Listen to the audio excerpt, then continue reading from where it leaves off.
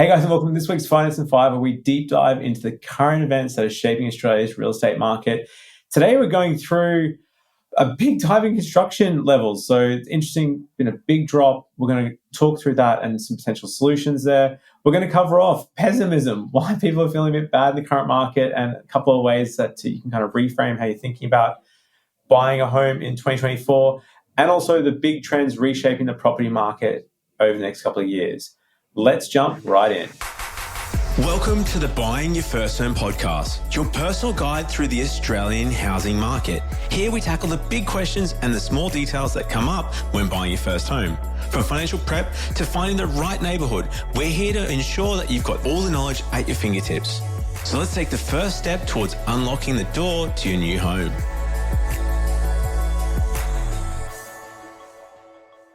All right, so starting from the top, the number of new homes being built crashes to below 1980s disaster level. So Simon, take us through what's happening here. Like we've all heard of the cost of living crisis, but why is building in such a decline? Yeah, so some recent statistics have just been released showing that building approvals in February 2024 came in at 12,407. So this is below what were considered disaster level back in the 80s, which was at 12,736. So we're seeing a decline across the board, but also high density approvals have dropped to the lowest in the 11 years as well. So there's fewer units, apartments and townhouses being built. And this we've got to contrast with the fact that last year in 2023, we saw record migration with over 1 million people arriving in Australia. So we've got fewer homes being built than before and more people to try and live in them. So this is a pretty concerning statistics, actually. Yeah, it's interesting because it's also then putting pressure on the rental market too, because there's less places to live in, less places to rent out for investors, and it's sort of squeezing things. So there's a shrinking supply and a bit of a mismatch between the demand, and the construction is really affecting the affordability and, as a consequence as well, first home buyers. So I know the government was trying to do some things there, Simon, like what's happening with the Housing Accord? Yeah, so the government has this thing they call the Housing Accord, which is sort of a target of building another 1.2 million homes over the next 5 years, starting this year. And I guess it's kind of just a sign of that they know there's a problem here and they're trying to take steps to fix it. But the issue is there's a pretty long way to go with that. So over the year to February, there was 163,000 built, so in the 12 months before that. And they're targeting to get 240,000 built per year from now until 5 years from now. So that's like an 80,000 home gap in between what's the reality at the moment and what they're trying to achieve. So it's pretty concerning to see, and you'd hope that they're going to take some action to try and encourage more building approvals and get more houses built. And it starts at all levels of government as well, because I know there's been, especially in Brisbane, for example, a big slowdown in some of the high density constructions without town planning. There was some changes. You used to be able to put townhouse, a little apartment block in your backyard. And there was a whole, they call it NIMBYs, not in my backyard, a whole movement of residents and people around Brisbane that were saying, well, we don't want apartments, we don't want big things in our backyards, we want to have our Queenslander with a nice backyard and a Hills hoist. And really like all this stuff that's happened over the last 5, 10, 15 years has built up this perfect storm. And it's just meaning that developers can't make property developments work because they can't do high density in inner city areas that might support the prices. So they're having to go further out, and it might not work because then construction costs are too much. So it's a really tricky situation. But I guess like as tough as the market looks, Simon, what are some positives, I guess, or what are some things you can do to not get into this sort of negative thought spiral if you're thinking about getting in the market?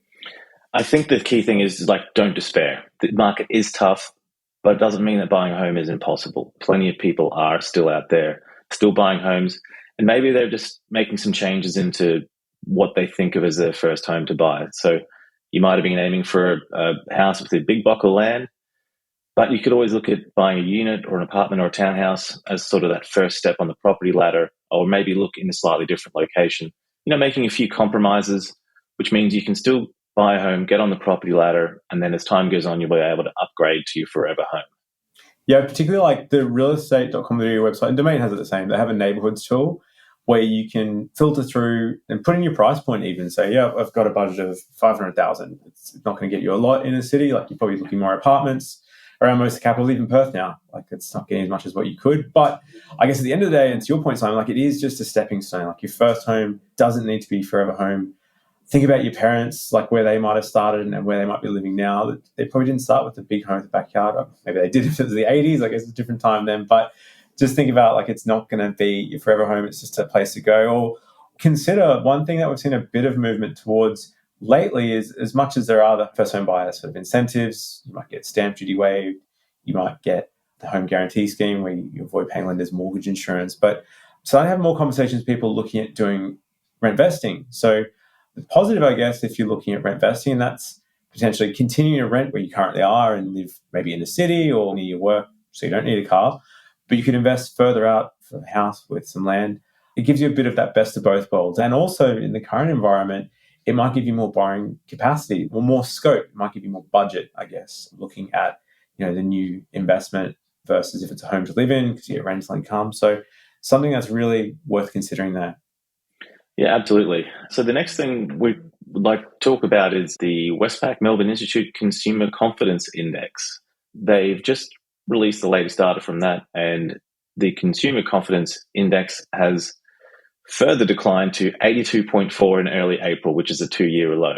So just to give you some context here, the index, if it's above 100, it means people are being optimistic about consumer confidence in the economy. If it's below 100, then the pessimists outweigh the optimists.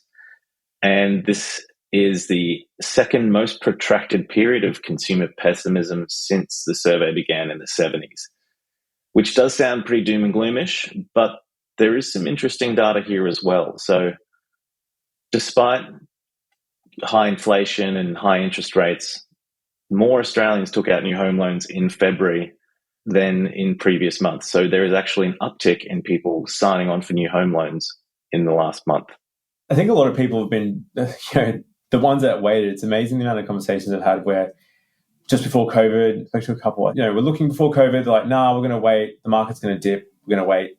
They waited. Property price went up in COVID. So they said, well, it's too expensive now. We're going to give it another year or so and see what happens. And property prices kept going again. So it can be a hard one. And I guess you can easily feel pretty pessimistic looking at the current market where there's still been, in most of our capitals, and really growth that wasn't expected, especially with where the rates are. And I guess there's also an expectation of rates coming down. But some people are feeling like they're going to wait it out and see what happens. And I guess the cost of living probably isn't helping with some of these thoughts as well, with the index. Yeah, for sure. And I guess one thing to think about as well is that there is some indication that a lot of people are buying even despite everything because of the price of rent at the moment. So, rents, as you all probably know, they've been on a pretty steep increase over the recent years, and that's potentially going to continue because vacancy rates are still remaining pretty low, so there's a lot of demand. And so it's worth looking at seeing whether maybe it's actually cheaper for you to buy a home now versus renting. The amount of money that you pay in rent can actually service a pretty sizable mortgage. So if you do have the ability to scrape together the money for a deposit, you might be better off from buying a home rather than paying your rent. And we've got a great calculator that you can use on our website, which you can look at that. So you plug in how much you're paying in rent and it'll show you what sort of mortgage you could afford. So it's just worth looking at that and seeing whether maybe you'll be actually better off renting than keeping on waiting for prices to change or for other factors to change that you can't control. Yeah. It's like, say all the time, but I'll say it again. It's never timing. Like you're never going to be able to time the perfect time to buy an Apple stock or to buy a property. It's more just the time in the market. And even just looking at your reasons why, like if getting tired of sort of the landlord and the rent going up, then it's something there. And while mortgage repayments might go up, then potentially inflation is going up. So potentially property values and asset values are going up. So lots of things to consider there.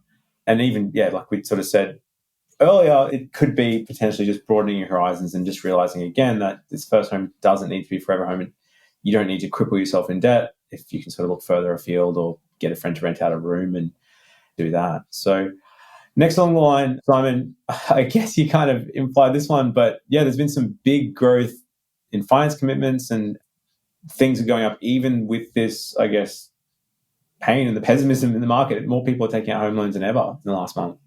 Yeah, and in fact, even in the last 12 months, actually, there's been a pretty steep increase. The value of new loans written in February rose to 26.4 billion, which is a little short of what the analysts thought, but still higher than the month before.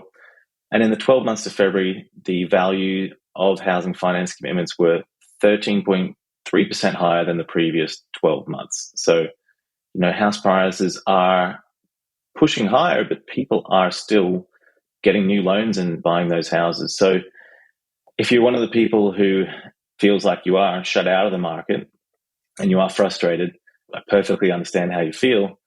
Just maybe think, if people are still out there getting new loans and buying houses, I'd say it should give you maybe a bit of confidence and know that you can still make it work. You can still look at other ways of achieving your goals of home ownership, because there are other people out there doing it as well. No, definitely. And like I said, the theme of the episode, if it isn't going to be possible to buy your first home that you want, then potentially consider an investment and look further afield. I guess the other advantage of investing is you don't need to buy where you live, like in the city you are. You can look further out.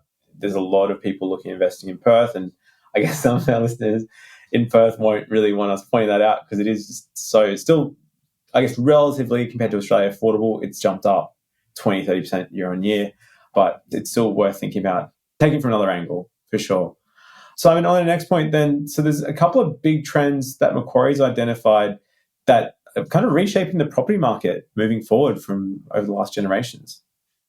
Yeah, absolutely. So Macquarie's just recently released a report about these 7 big trends reshaping the market, and there's a few interesting ones I think it's worth having a chat about. So the first big one is that there's more millennials, which shouldn't come as a surprise to anyone, but it is definitely going to affect the way the market works. Millennials are now the largest adult cohort in Australia, and they're also most of them in the age of buying their first home. So the average first home buyer age is around 35 years of age at the moment, and so that sort of falls into the edge of the millennial demographic, and they've got different preferences and different requirements out of a house than previous generations, and it's going to shape how the market changes in the future.